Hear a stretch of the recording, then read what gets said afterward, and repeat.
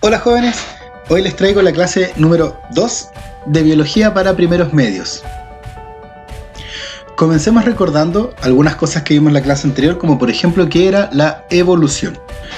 La evolución, ya dijimos que no era ninguno de estos dos casos, que aquellas eran transformaciones o mutaciones ocurridas durante la etapa de vida de un ser vivo, mientras que la evolución, por su parte, era algo mucho más complejo que no se daba en un organismo, sino que se daba en las especies, en especies completas a lo largo de mucho tiempo, a medida que éstas iban acumulando pequeñas mutaciones, pequeñas variaciones en su genética, las que finalmente convertían a una especie en otra completamente distinta.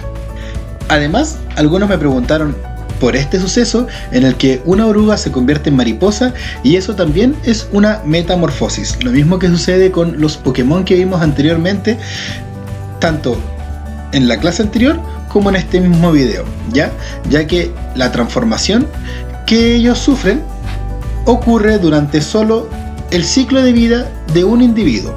Un solo organismo es el que cambia radicalmente su forma, pero dentro de su ciclo de vida. Habiendo recordado eso, podemos comenzar la clase de hoy día. Hoy día vamos a ver las teorías que explican la evolución. Y para eso les voy a presentar a estos dos sujetos. Yo me imagino que quizás a él algunos ya lo conocen, aunque él en su momento también fue importante y ahora ya no es tan conocido. Les presento entonces a Darwin y Lamarck. Ambos postularon teorías acerca de la evolución, maneras distintas en las que ellos pensaron y justificaron que los seres vivos iban cambiando a través del tiempo. Comencemos por Lamarck, por ser el más desconocido. Él postuló algo que era bastante lógico de pensar en ese momento, y mucho más teniendo en cuenta que no existían los métodos modernos de investigación como los cuales tenemos ahora.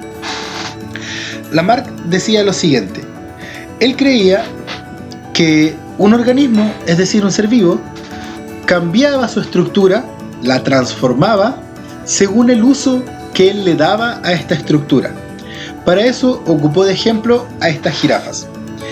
Estas son las conocidas jirafas de Lamarck. Como pueden ver, la primera, la de más a la izquierda, es bastante más pequeña y no es una jirafa bebé, ¿ya? Porque yo sé que muchos están pensando eso.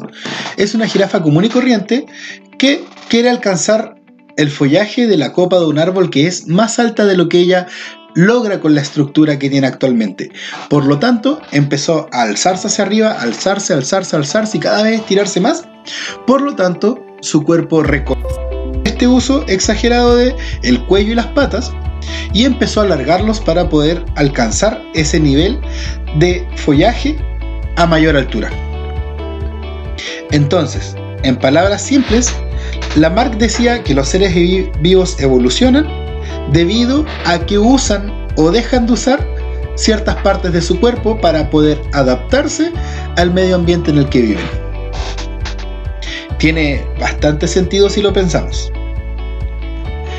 Por otra parte, Darwin también tenía a su animalito con el que quiso explicar la evolución. Y en este caso son los pinzones de Darwin. Él postulaba que bajo ciertas condiciones azarosas, es decir, por un poco de suerte, un ser vivo podía convertirse en distintas especies, pero no de manera lineal, ocupando más o menos una parte de su cuerpo, sino que de manera ramificada. Y él extendió un poco más su teoría, argumentando los siguientes puntos. Primero habló de evolucionismo. El evolucionismo decía que las cualidades del mundo y de los seres vivos no son algo fijo, no son estáticas. Estas están en constante cambio, en constante evolución, en todo momento y en todo lugar. ¿Ya? Eso incluía tanto a los seres vivos como a las partes inertes de nuestro planeta. Esto generaba que algunas especies prosperen mientras que otras se extingan. Habló también de un origen común, que esto es lo que él explicaba con los pinzones que tengo a mi espalda. Ahí decía que a partir de una especie se podían producir otras, ¿ya? Esto en un proceso continuo de ramificación en la que una rama podía generar otras especies y a su vez estas especies podían dar origen a nuevos tipos de formas de vida. Habló también del gradualismo.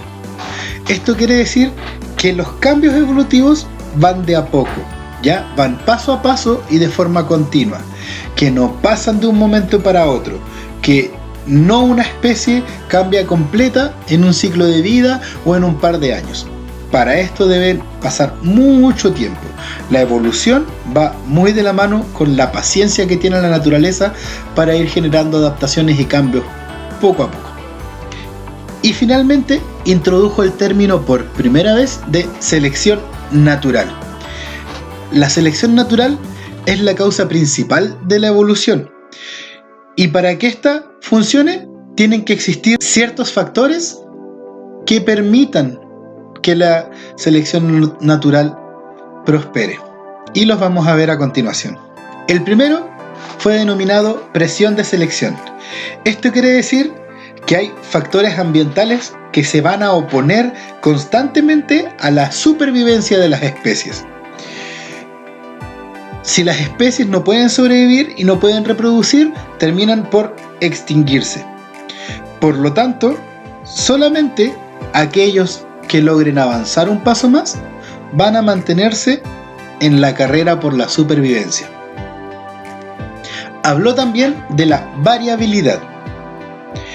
No todos los individuos, a pesar de ser de una misma raza y una misma especie, son exactamente iguales. Basta con vernos a nosotros los seres humanos. Somos todos seres humanos, pero somos muy distintos. Distintas estaturas, distintas contexturas, distintos colores de pelo, de ojos, de piel, ¿ya? A pesar de que todos somos parte de una misma especie. Otro término fundamental en su teoría fue la reproducción diferencial. Esto quiere decir que no todos los organismos de una especie tienen las mismas posibilidades de reproducirse y dejar descendencia. Según el criterio interno ya de una misma especie, es decir, según la forma instintiva que tienen los seres vivos para relacionarse entre sí, algunos van a reproducirse más y otros menos. Por ejemplo, el león más fuerte será el líder de la manada y será quien se reproduzca con todas las hembras de esa manada. Si otro león se opone, tiene dos opciones: volverse más fuerte y quitarle el título, o hacerse a un lado y no poder reproducirse con tal de no pelearse con aquel que la naturaleza designó como el macho alfa, en este caso el más fuerte. Y finalmente, uno de los pilares fundamentales de la evolución habló de la herencia. ¿Qué tipo de herencia? La herencia genética.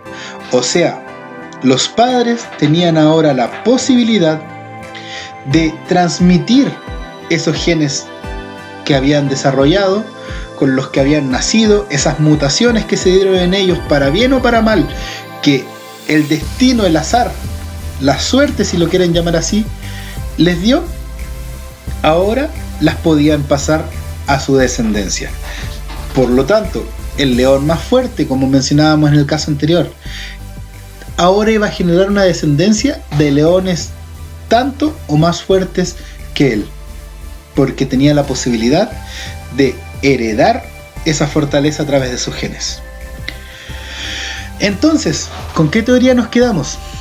El tiempo le dio la razón a Darwin. Por lo tanto, su teoría se profundizó y llegamos a lo que le acabo de explicar, algo mucho más complejo. Y la clave para diferenciar estas dos teorías entre la correcta y la que no está del todo bien es que un ser vivo no tiene la capacidad de elegir cambiar su cuerpo.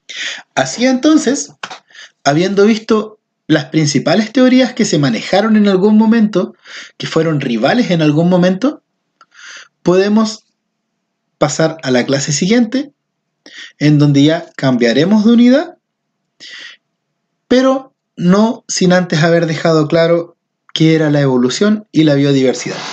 Que estén muy bien, jóvenes, cuídense, quédense en casa, recuerden que estamos en cuarentena en esta época y nos vemos en una siguiente clase online. Que estén muy bien, chao chicos.